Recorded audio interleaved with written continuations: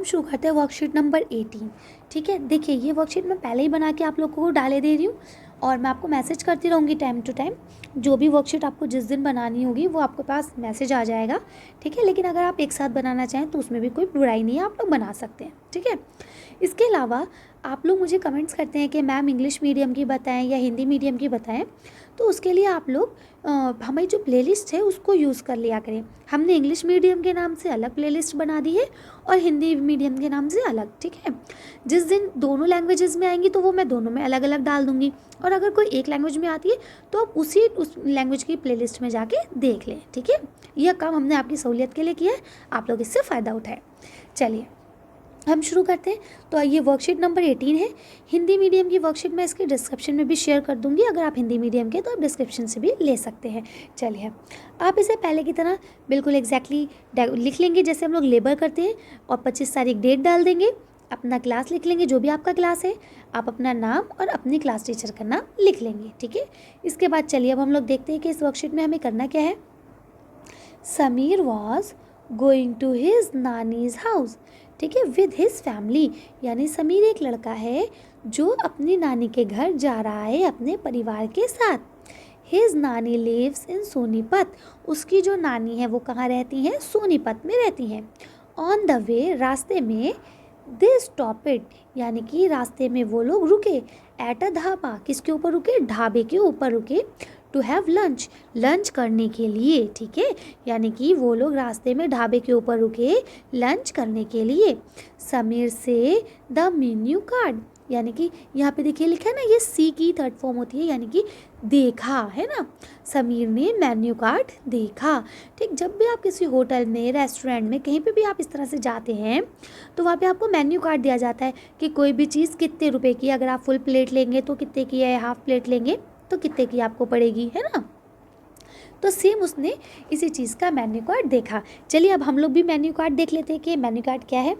तो इसमें लिखा है dal fry 50 rupees full plate and 30 rupees half plate. ठीक है, mix vegetable 60 rupees full plate and 35 rupees half plate. Matar paneer 70 rupees full plate and 40 rupees half plate, यानी कि अगर आप कोई भी चीज़ फुल प्लेट लेंगे तो आपको इतनी पेमेंट करनी है, और अगर आप हाफ प्लेट लेंगे तो आपको ये पेमेंट करनी है। ठीक है ना, चलिए आगे देखते हैं। Rajma chawal 80 rupees full plate and 40 rupees half plate. Roti per head 4 rupees, है ना, यानी एक रोटी आपको 4 रुपये की पड़ेगी।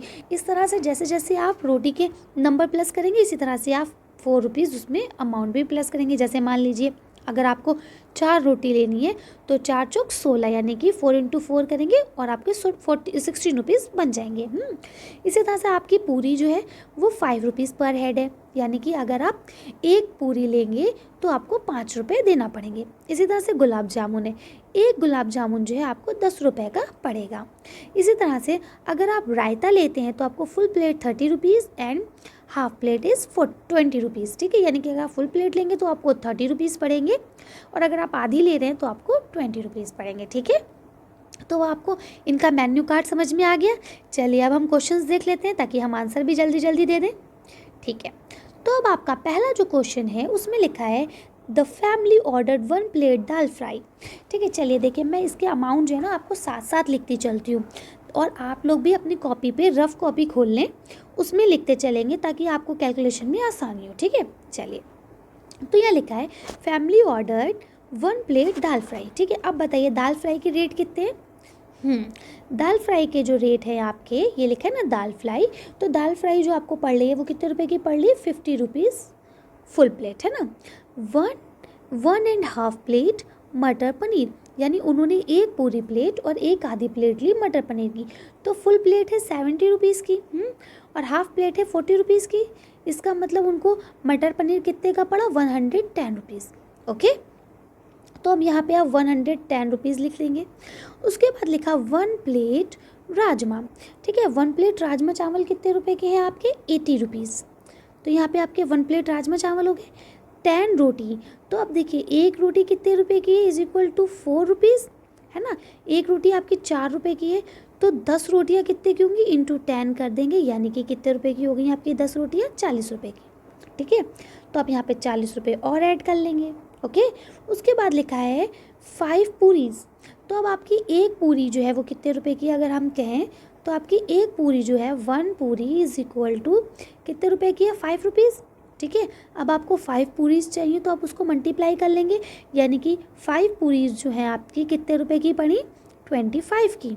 ओके, तो अब आपने ये देखिए 50, 110, 80, 40 ये ऐड कराए, इसमें अब आप 25 रुपीज़ और ऐड करेंगे। कितने रुपए करेंगे 25। अभी आप लोग घबराइए मत, मैं आपको क्लियर भी लिख के समझाऊंगी। अभी फ़िलहाल आप ये अमाउंट अपनी कॉपी पे लिखिए ताकि आप इसे काउंट कर सकें। ठीक है, चलिए आगे देखते हैं। इसके अलावा उन्होंने बोला, यहाँ तक हो गया ना आपकी 5 पूरीज तक, एंड 1 प्लेट रायता। तो 1 प्लेट रायता कितना का हुआ 30 रुपीज़ का। ठीक है, चलिए अब हम एक बार सारा अमाउंट इज इक्वल टू करके लिख लेते हैं।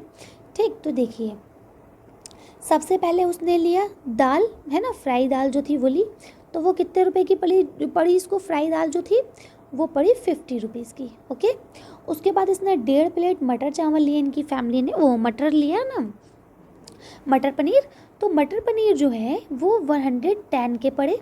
ओके, उसके बाद इन्होंने क्या लिया है राजमा चावल 1 प्लेट, तो वो पड़ी 80 रुपीज़ की। ओके, उसके बाद इन्होंने 10 रोटी ली है जो पड़ी आपकी 40 रुपीज़ की। इसके बाद इन्होंने 5 पूड़ियाँ ली हैं जो पड़ी 25 रुपीज़ की। इसके बाद इन्होंने रायता लिया है जो पड़ा 30 रुपीज़ का। इस तरह से इन्होंने 1 2 3 4 5 6 यानी इन्होंने 6 चीज़ का ऑर्डर दिया। अब जब हम इसको प्लस करेंगे सारा अमाउंट जो भी है ये, तो हमारा प्लस करके आंसर आएगा 335। कितने रुपीज़ आएंगे 335। ठीक है, तो अब देखिए यहाँ पे इन्होंने पूछ लिया है how much money did they पे फॉर देयर लंच, यानी उन्होंने अपने खाने के पैसे कितने दिए। तो देखिए आप लोग इसको डायरेक्ट आंसर भी लिख सकते हैं 335, है ना, और अगर चाहें तो आप ऐसे भी लिख सकते हैं कि पूरा वो बना लें इस तरह से मेन्यू कि दाल फ्राई इतने की पड़ी, हाफ प्लेट मटर पनीर इतने का पड़ा, 1.5 प्लेट है ना राजमा चावल इतने का पड़ा, और सारी एक तरह से ऐसे करके यूँ लिस्ट बना लें और उसके बाद टोटल अमाउंट लिख के ऐसे करके जैसे हम लोग मैथ्स के सवाल करते हैं और लिख के आप 335 आंसर लिख दें। ठीक है, चलिए अब हम लोग अगला क्वेश्चन देखते हैं। तो आपका जो अगला क्वेश्चन है वो है आपका अगला क्वेश्चन, ये देखिए, बिफोर मेकिंग द पेमेंट, यानी पेमेंट करने से पहले, ऑन समीर रिक्वेस्ट, यानी कि समीर की प्रार्थना करने पर, है ना, कहने पर एक तरह से, हिज ऑर्डर, यानी उसके पापा ने ऑर्डर 10 गुलाब जामुन, यानी समीर ने कहा इसलिए उसके पापा ने 10 गुलाब जामुन ऑर्डर किए। ठीक है, अब देखिए पहले हम इसको कैलकुलेट कर लेते हैं, फिर उसके बाद हम आंसर देखेंगे। अब देखिए 1 gulab jamun, 1 gulab jamun is equal to 1 gulab jamun कितने का पड़ रहा है उसको 10 रुपये का। ओके, तो 10 गुलाब जामुन कितने के पड़ेंगे, तो हम क्या करेंगे 10 × 10, यही करेंगे। ठीक है, तो आप बताइए जब 10 × 10 करेंगे हम लोग, देखिए 10 × 10, तो 10 × 10 इज इक्वल टू क्या होगा, इज इक्वल टू 100।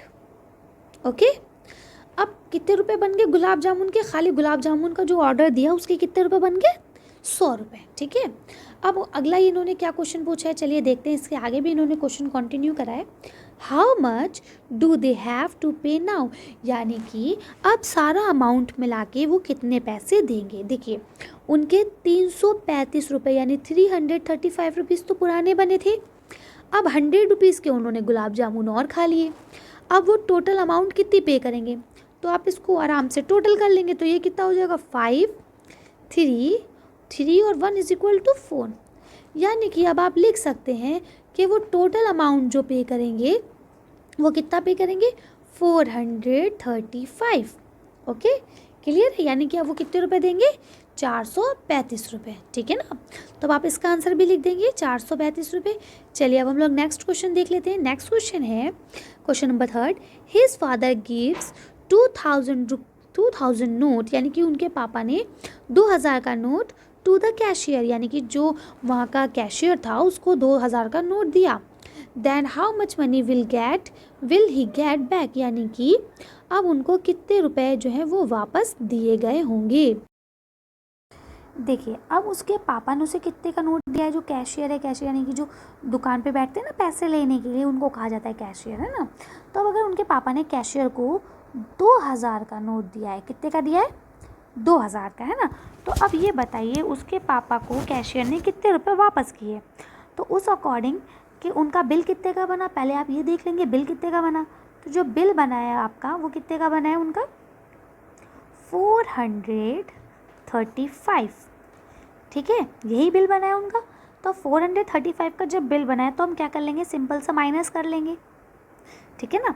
तो अब देखिए जब हम माइनस करते हैं तो मैं उम्मीद यही करती हूँ कि आप लोग को माइनस करना आता होगा, आप लोग 6, 7, 8 के बच्चे हैं, लेकिन फिर भी मैं आपको सिखा रही हूँ तो आप लोग देख लें ज़रा। देखिए ये सब ज़ीरो है ना, तो ये इतनी नंबर अमाउंट जो है वो इससे नहीं जा सकता, तो हम क्या करेंगे, इससे एक हासिल इन सबको दे देंगे। ठीक है, तो ये खुद एक बचेगा और ये क्या हो जाएगा 10। फिर ये 10 क्या करेगा, ये इसको एक देगा, ये 10 हो जाएगा और ये खुद 9 बचेगा। इस तरह से ये 10 इसको एक देगा, ये 10 हो जाएगा और ये खुद 9 बचेगा। ठीक है, इस अकॉर्डिंग अगर आप देखें तो ये आपका 10 हो गया। ठीक है, अब ये हो गया आपका 10, तो 10 में से 5 गया, कितना बचा 5। ठीक है, उस अकॉर्डिंग ये क्या हो गया आपका 9, तो 9 में से 3 गए, कितने बचे 6। उसी अकॉर्डिंग ये भी आपका क्या हो गया 9, तो 9 में से 4 गए, कितने बचे 5। और ये लास्ट में क्या बचा आपका, जो ये 2 था इसने एक सबको दिया था, तो ये लास्ट में क्या बचा, 1 बचा। तो आप इसका आंसर क्या लिखेंगे, 1। तो इस हिसाब से उनके पापा को जो अमाउंट पे करना है वो कितना है, 1565 रुपीज़। यही अमाउंट उन्हें पे करना है। अब अगर आप चाहें तो आप ऐसे भी कह सकते हैं कि 1565 रुपीज़, और अगर आप चाहें तो ऐसे भी कह सकते हैं 1565 रुपीज़। ओके, तो ये आपका लास्ट क्वेश्चन था, तो अब हमने इसे कर लिया है। ठीक, तो आज की वीडियो में इतना ही। अगर आपको मेरी वीडियो पसंद आई हो तो प्लीज़ इसे लाइक और शेयर करें। अगर अभी तक आपने हमारे चैनल को सब्सक्राइब नहीं करा तो प्लीज़ हमारे चैनल को सब्सक्राइब करें। Thank you for watching.